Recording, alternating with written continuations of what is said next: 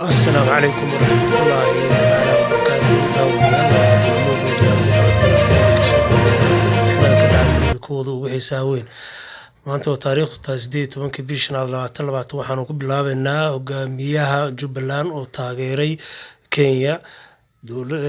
Israa'iil oo wasiirkeeda arrimaha dibadda uu ka dhawaaqay baaritaan ka dhan ah safiirka China ee ku dhintay dalkaasi fadlan daawada hadda journalka tahay markii ugu horeysay ana soo booqatay subscribe la comment kala baqaylin adigoo mahadsan haddaba haddaynu maanta oo taariikhdu tahay 18 bishan 2020 aynu ku bilowno warkeena gudaha dalka Soomaaliya madaxweynaha maamulka ee galmudug qorqor ayaa waxa uu tacsid tiraanyada u diray shacabka Puntland gaar ahaan qoyskii uu ka geeriyooday Axmed Muuse Nuur oo ahaa gudoomiyihii gobolka mudug kaasoo ku dhintay qarax loo dhigay qorqor ayaa waxa uu ka tacsiiyay geerida ku timi gudoomiyihii gobolkaasi mudug waxaana uu kaloo sheegay maruu shir jaraa'id qabtay in uu yiri annaga iyo hadaanu nahay maamulka galmudug iyo Puntland waa inaynu iskaashana aanu si wada jir uga soo horjeesanaa ayuu yiri falalka ay sameynayaan argagixisada ee ah falal aad u arxan daran oo ay kula kacayaan buu yiri dadka mas'uuliyiinta ah mar uu si adag ula hadlayay warbaahinta ayuu waxa uu yiri waxa aad buunbuunisaan amaba aad ka shaqeysaan buu yiri inaad sheegtaan wax aan habooneen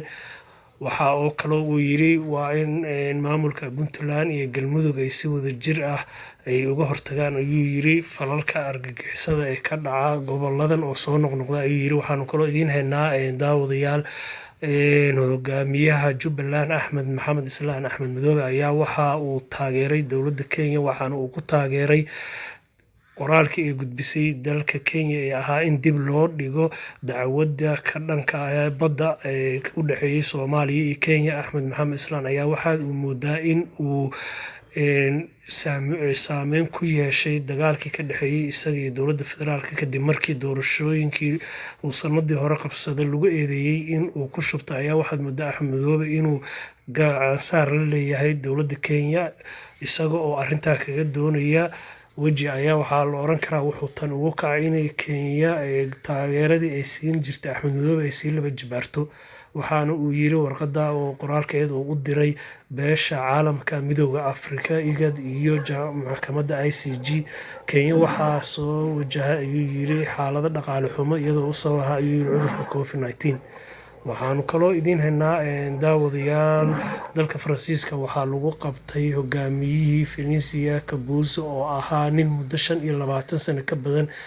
la raadinayay ninkan oo dalka Mareykanka ay madaxiisa dul dhigeen lacag $5 milyan ayaa waxaa lagu eedeeyaa in xilligii dagaaladii Sukoy ay kala socdeen dalka Rwanda dagaaladaas u dhaxeeyay labada qabiil Hutu iyo Tutsi ayaa waxaa la sheegaa inuu laayay dad ku dhawaad 800 kun oo qof ninkan oo ahaa nin ganacsada caan ka ah dalkaas ayaa waxaa lagu eedeeyaa inuu kiciyay qabaylkiisu ka dhashay una sabab ahaa in 800 kun oo qof Hutu ay halkaas ku geeriyoodaan waxa uu muddo ilaa 25 sano ku dhuumanaya ayaa la yiri dalalka kala ah Jarmalka Belgium Congo iyo Faransiiska isagoo haddana laga qabtay gudaha dalka Faransiiska fadlan daawada hadday tahay markii ugu horeysay soo booqatay channelka subscribe la comment share kala baqaylin adiga oo mahadsan waxaanu haddaba daawadayaal haddaan u gudubno wararkeena dibadda safiirkii dalka China u fadhiyay Israa'iil ayaa waxaa laga dhaxlay meedkiisa safaaradda gudaheeda wasiirka arrimaha dibadda ee dalka Israa'iil ayaa waxa uu warbaahinta u sheegay in arrintan uu saaray guddi ama khubaro baarta sababta keentay in uu safiirka China laga dhaxlo isagoo meeda safaaradda waxaan kaloo haddaba idin haynaa daawadayaal wararkeena dibadda aan ku guda jirnaa dalka Belgium haweeneyda ka ah ra'iisul wasaaraha oo haweeneyda Sofia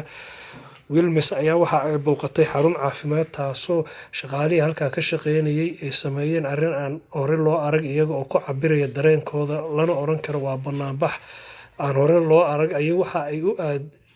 u aadiyeen dhabarka iyaga oo ka sii jeesta oo leeman dheer galay tan iyo intii ay ra'iisul wasaaraddu halkaa maraysa waxa ay diideen inay wajiyadooda tusaan waxaanu kaloo idin haynaa daawadayaal madaxweynihii hore dalkaasi Mareykanka Barack Obama iyo madaxweynaha talada Donald Trump ayaa waxaad moodaa in ay dhaleeceen isu marinayaan warbaahinta markii uu madaxweyne Obama ku eedeeyay maamulka Donald Trump inay ka gaabiyeen la dagaalanka COVID-19 iyagoo Mareykanka oo dhimashadu maraysa 90 kun Trump oo shir jaraa'id qabta ayaa waxa uu yiri Obama xilligii uu dalka hayay waxa uu ahaa madaxweyne karti daran amaba kartidiisu liidata ayuu yiri. Waxaanu kaloo idinaynaa daawadayaal Afghanistan waxaa ka dhacay heshiis taariikhi ah kaasoo dhex maray madaxweynihii lasoo doortay sanadkii hore Ashraf Ghani iyo ninka mucaaradka ugu sarreeya Cabdallah kuwaasoo kala saxiixday heshiis ah inay soo dhisaan dowlad wadaaga. Waa Buulmoog Media tan iyo kulanti dambe oo xiiso leh. Wassalaamu calaykum waraxmatullahi